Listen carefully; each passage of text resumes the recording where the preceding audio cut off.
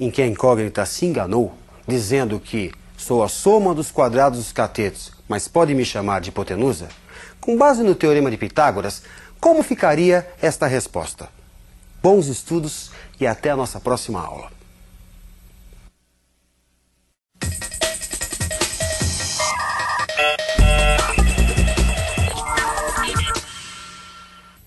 Sem a geometria, não seria possível a astronomia.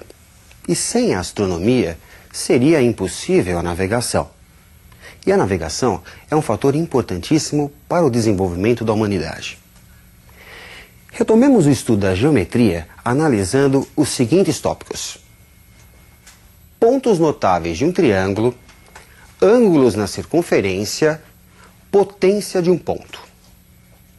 Bico, baricentro, incentro, circuncentro e ortocentro. São 4 os pontos notáveis de um triângulo. Vejamos a definição e a propriedade de cada um deles. Observe na tela.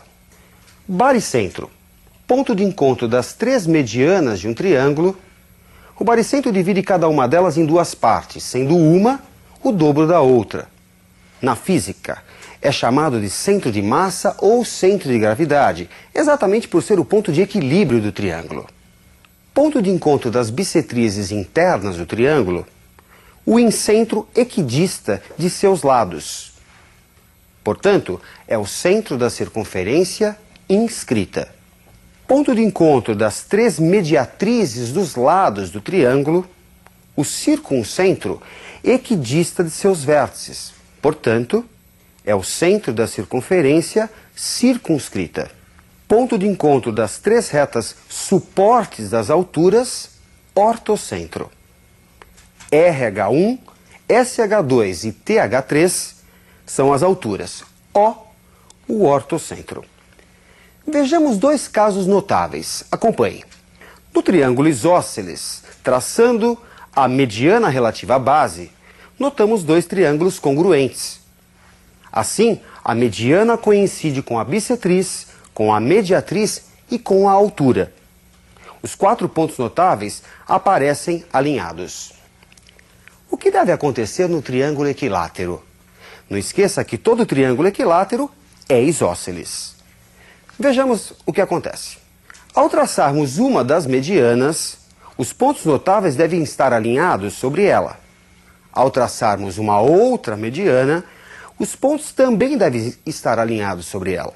Assim, concluímos que no triângulo equilátero, os pontos notáveis são coincidentes.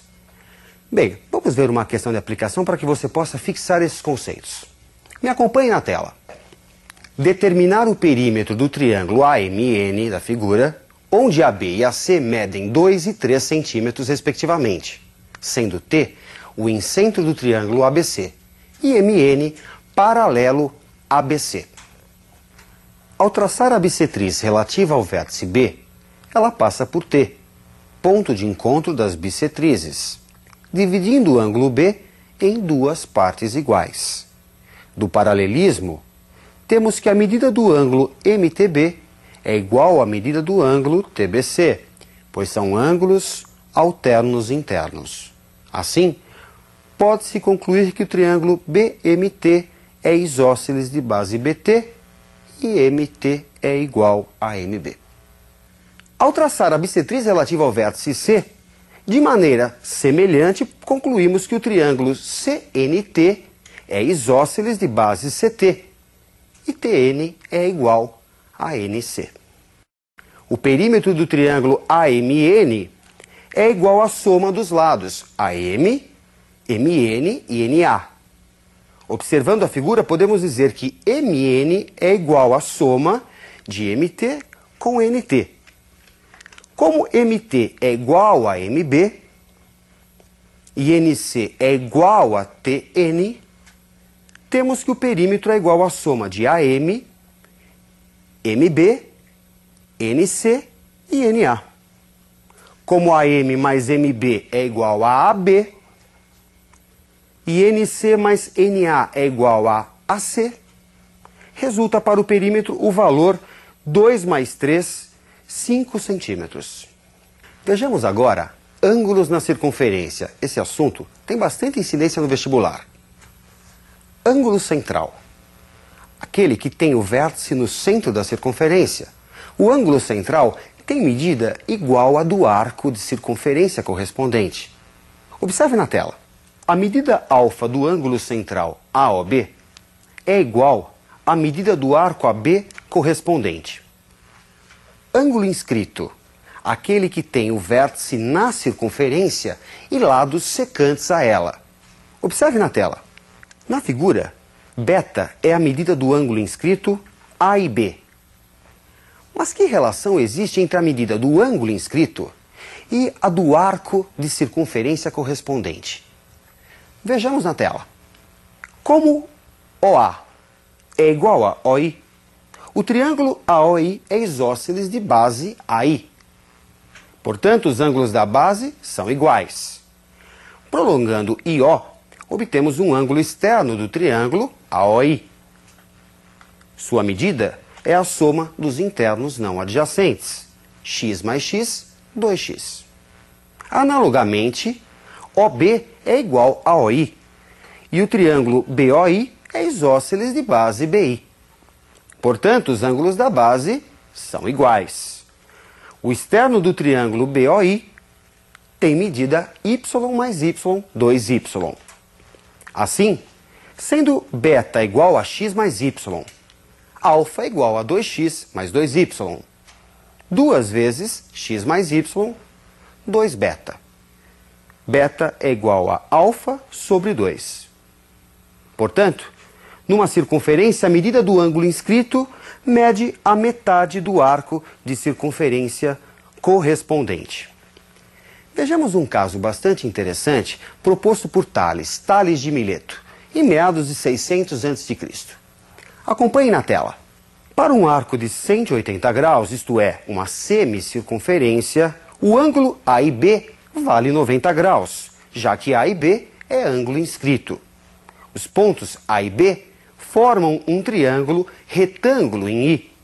O ponto O é o circuncentro do triângulo, o centro da circunferência circunscrita. E a medida da mediana IO é igual ao raio da circunscrita. Vejamos um outro caso importante. Acompanhe na tela. Qual a relação existente entre a medida alfa do ângulo excêntrico interior e as medidas x e y da figura? Unindo, por exemplo, A e C, formamos dois ângulos inscritos. Suas medidas são iguais a x sobre 2 e y sobre 2, já que todo ângulo inscrito vale a metade do arco correspondente.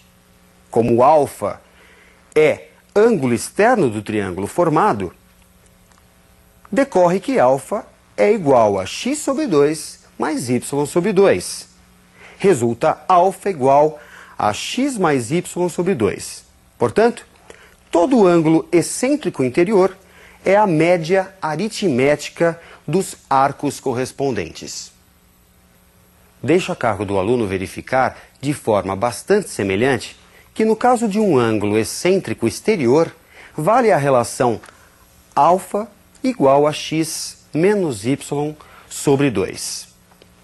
Vejamos agora um último assunto, a potência de um ponto em relação a uma circunferência. Considere duas cordas que se interceptam num ponto P, e cada uma fica dividida em duas partes. Acompanhe na tela.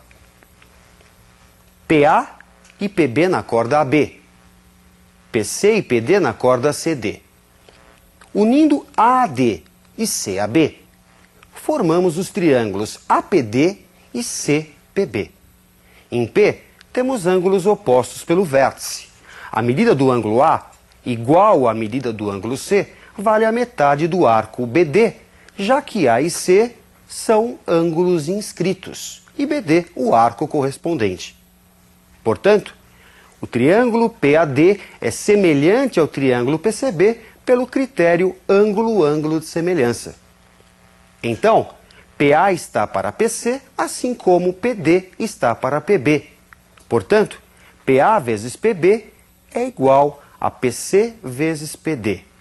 É constante o produto das partes em uma e na outra corda.